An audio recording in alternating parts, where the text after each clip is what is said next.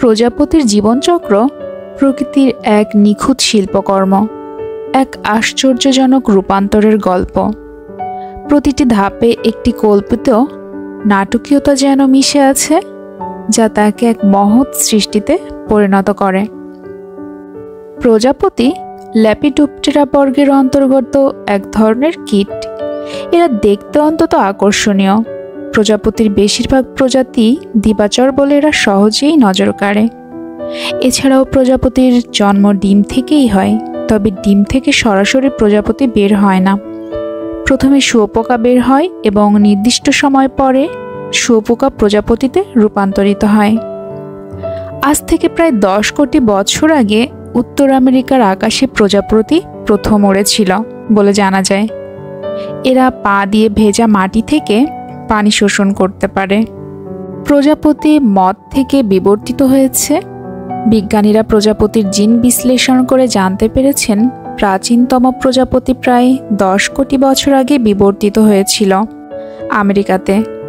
তবে প্রাচীনতম আমেরিকান প্রজাপতি হল প্রোদ্রাস পারসেফন, প্রায় 3.5 কোটি বছর আগের।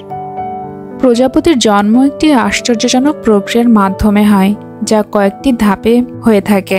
প্রতিটি ধাপেই রয়েছে প্রকৃতির এক অপরূপ রহস্য এবং এক একটি জীবন থেকে সম্পূর্ণ ভিন্ন আরেক জীবনের রূপান্তরের গল্প।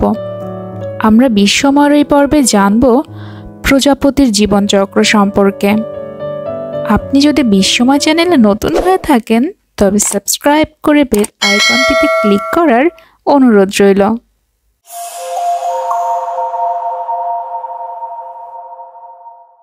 প্রজাপতির জীবনচক্র শুরু হয় ডিম থেকে। গ্রীষ্মের এক উষ্ণ দিনে পূর্ণাঙ্গ মেয়ে প্রজাপতি উপযুক্ত একটি গাছ খুঁজে নেয়, সাধারণত এমন গাছের পাতা যেখানে তার লার্ভা অর্থাৎ শুককীট সহজেই খাবার পেতে পারে। সুনির্দিষ্ট গাছের পাতার নিচে কিংবা কাণ্ডে মেয়ে প্রজাপতি অতি ক্ষুদ্র ডিম পাড়ে।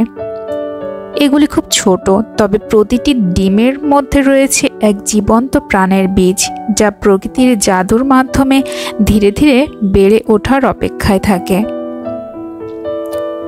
ডিমগুলো সাধারণত সাদা, হলুদ কিংবা সবুজ রঙের হয় এবং ভিন্ন প্রজাতির প্রজাপতির ডিমের আকার এবং রং ভিন্ন হতে পারে। কয়েকদিনের মধ্যেই ডিমের ভেতর থেকে জন্ম নেবে শুককীট, যেটি প্রজাপতির প্রথম রূপান্তর ধাপ। ডিম থেকে ফেটে বের হয় ক্ষুদে লার্ভা বা শুককীট। এই শুককীট খুব ক্ষুধার্ত অবস্থায় জন্ম নেয় এবং প্রথমেই ডিমের খোলসটি খেয়ে ফেলে। এরপর শুরু হয় তার নিবিড় খাদ্য গ্রহণের পর্ব। প্রতিদিন এই শুককীট বা শুঁয়োপোকাটি পাতার পর পাতা খেতে থাকে, যেন তার একমাত্র লক্ষ্যই হলো বেশি করে খাওয়া। এই খাদ্য গ্রহণের মাধ্যমে তার দেহ ধীরে ধীরে বড় হতে থাকে এবং বেশ কয়েকবার সে নিজের চামড়া পরিবর্তন করে, যাকে মোল্টিং বলে। লার্ভা সময়ের সাথে সাথে বাড়তে থাকে এবং এক সময় তার দেহ প্রায় পূর্ণাঙ্গ হয়ে যায়। প্রতিটি মল্টিংয়ের পরে শুঁয়োপোকার রং এবং আকৃতি কিছুটা পরিবর্তিত হতে থাকে, যা একদিন তাকে পরিপূর্ণ পিউপা তৈরি করার জন্য প্রস্তুত করে। লার্ভা বড় হওয়ার পর একটি নিরাপদ এবং শান্ত জায়গায় গিয়ে নিজের চারপাশে শক্ত আবরণ তৈরি করে। এই আবরণকে বলা হয় পিউপা বা ক্রিসালিস। পিউপা অবস্থায় প্রজাপতির দেহে শুরু হয় এক অদ্ভুত জৈবিক রূপান্তর বা মেটাফরফোসিস, যা তাকে একটি সম্পূর্ণ নতুন জীবনে রূপান্তরিত করে। এই অবস্থায় তার সমস্ত কোষ এবং অঙ্গ প্রত্যঙ্গ ভেঙে যায় এবং নতুন করে একটি পরিপূর্ণ প্রজাপতির কাঠামো তৈরি হয়। পিউপা ভেতরে থাকে, নির্জন এবং নীরবে, তবে ভেতরের এই ক্রিসালিসের মধ্যে ঘটে চলে এক মহাবিশ্বের সৃষ্টির মতো জাদু। এটি এমন এক বিস্ময়কর প্রক্রিয়া যা দেখতে সাধারণ মনে হলেও ভেতরে প্রকৃতির অবিশ্বাস্য পরিবর্তন ঘটে।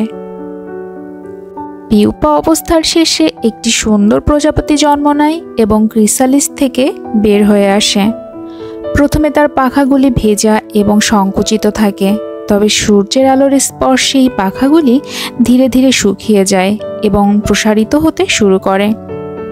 এই সময় প্রজাপতি বেশ নড়াচড়া করে এবং তার পাখার পেশিগুলোকে শক্তিশালী করে তোলে। কিছুক্ষণের মধ্যেই সে উড়তে সক্ষম হয়ে ওঠে এবং প্রকৃতির মাঝে মুক্তভাবে বিচরণ করতে শুরু করে। প্রজাপতি ফুলের মধু পান করে জীবন ধারণ করে এবং এভাবেই পূর্ণাঙ্গ জীবনযাত্রা শুরু করে। এরপর সে আরেকটি জীবনচক্র শুরু করার জন্য সঙ্গমে মিলিত হয় এবং ডিম পাড়ে, যা থেকে আবার নতুন প্রজাপতির জন্ম হয়। প্রজাপতির জন্ম একটি আশ্চর্য প্রকৃতির রূপান্তর। একটি ডিম থেকে শুরু করে শুককীটের ক্ষুধার্ত দিন, পিউপার নীরবতা এবং পরিশেষে প্রজাপতির রঙিন পাখার উড়ান। এই জীবনচক্র প্রকৃতির এক জাদুকরী মহাকাব্যের মতো। প্রতিটি ধাপে একটি রহস্যময় শৃঙ্খলা, এক অসাধারণ পরিবর্তন এবং এক অবিশ্বাস্য সৌন্দর্যের প্রকাশ ঘটে, যা জীবনের গতি এবং পরিবর্তনের অনন্য দৃষ্টান্ত স্থাপন করে।